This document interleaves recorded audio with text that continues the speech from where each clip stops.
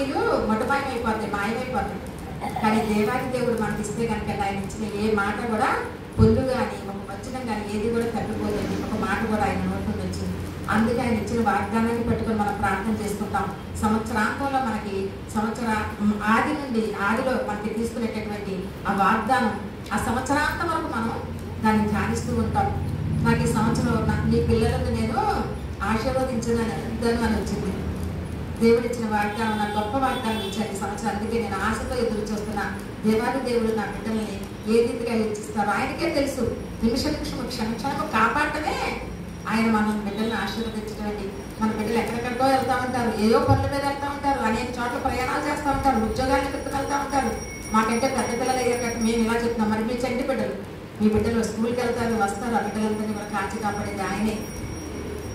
మనం నిత్యము వాళ్ళ వెనకాల ఉండగలుగుతామా లేదా? స్కూల్లో దిగబెట్టే వరకే మన బాధ్యత. ఆ స్కూల్ నుంచి మనం వచ్చేటట్టు తెచ్చుకోవడమే మన బాధ్యత. కానీ దేవాది దేవుడు ఏంటి అనుక్షణం అంట మన బిడ్డల్ని కాచి కాపాడతారని చెప్తున్నారు. మనం దేని గురించి అయితే ఏడుస్తామో దానికి నూరంతలుగా అయినా ఆశీర్వాదాలు, సంతోషము, సమాధానం మన నోటి మీద నవ్వు చూడాలని ఉంటుందంటే ప్రభుకి.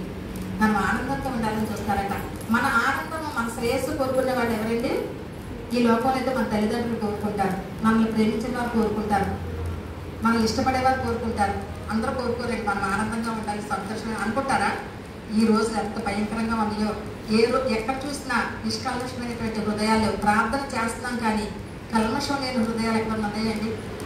యథార్థమైన హృదయాలతో ప్రార్థన చేసే వాళ్ళు ఎంతమంది ఉన్నారు? నేను తెల్లవారుజామున ప్రార్థనలో ఎక్కిపిస్తాను. ఆచరణ సంఘం ఉంటుంది, ఆచరణ గ్రూప్లో జూమ్ మీటింగ్లో పాల్గొన్నప్పుడు వాళ్ళు చెప్తారు యథార్థమైన మనసుతో ప్రార్థన చేయాలి, యథార్థమైన మనసుతో అందరూ ప్రార్థన చేయాలని ఒక అంశంతో పెడతారు. అలాగే తర్వాత 5 గంటలకి నేను మళ్ళీ ఇంకో దాంట్లోకి వస్తాను. అది ఈ వాట్సాప్ గ్రూప్లో చేస్తారు. We are daughters of Jesus Christ అనే గ్రూప్ అండి. చాలా చక్కటి ప్రార్థనలు వాళ్ళు చేస్తున్నప్పుడు వాళ్ళు కూడా అదే చేస్తారు. ఒక్కొక్క అంశం ఎంత మంది కోసం ప్రార్థన చేస్తారో అనేది వాళ్ళందరూ ప్రార్థిస్తున్నప్పుడు నేను అనుకుంటా ఎంతో ప్రేమ లేనట్టు, ఎంత అభిమానం ఉందా అంటే మనం తెలియకపోయినా.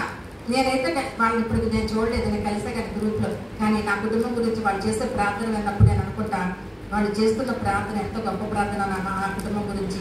మనం చేసుకున్న ప్రార్థన మనకు అక్కడికరాదు కానీ ఇతరులు చేసిన ప్రార్థన మనకు ఆశీర్వాదకరంగా ఉంటుంది. అలాగే మనకు తెలియకుండా ఇంకెంతమంది మన కొరకు ప్రార్థన చేస్తున్నారు. అలాగే మనం కూడా ఇతరుల కొరకు ప్రార్థించే వరంగా ఉండాలి. ఎవరు ఏ బాధల్లో ఉన్నారో, ఎవరు ఏ దుఃఖంతో ఉన్నారో, ఏ అనారోగ్యంతో బాధపడుతున్నారో మనం గమనించుకొని ప్రార్థన చేయాలి. బాధలు లేని వాళ్ళు లేరు, శ్రమలు పొందినటువంటి వారు లేరు. తెల్లవారితో ఏం చేసుకోవాలనే ఆలోచనలో ఉండేవారు ఉన్నారు. మనకైతే దేవుడు ఆశీర్వదించి మనకు ఎటువంటి బాధ లేదు. మనం చక్కగా రెడీగా అన్నీ రెడీ టు కుక్ అన్నట్టుంటే మనకి రెడీ టు ఈట్. కానీ చాలా మందికి అండి మరి ఆహారం లేకుండా అనిపిస్తున్న వారు ఉన్నారు, శ్రమంలో ఉన్న వారు ఉన్నారు. వారి కొరకు మనం ప్రార్థన చేసే వారికి ఉండాలక వాళ్ళ సంతోషం, వాళ్ళ దుఃఖం కూడా వాళ్ళకి సంతోషంగా మారాలని మనం ప్రార్థన చేయాలి.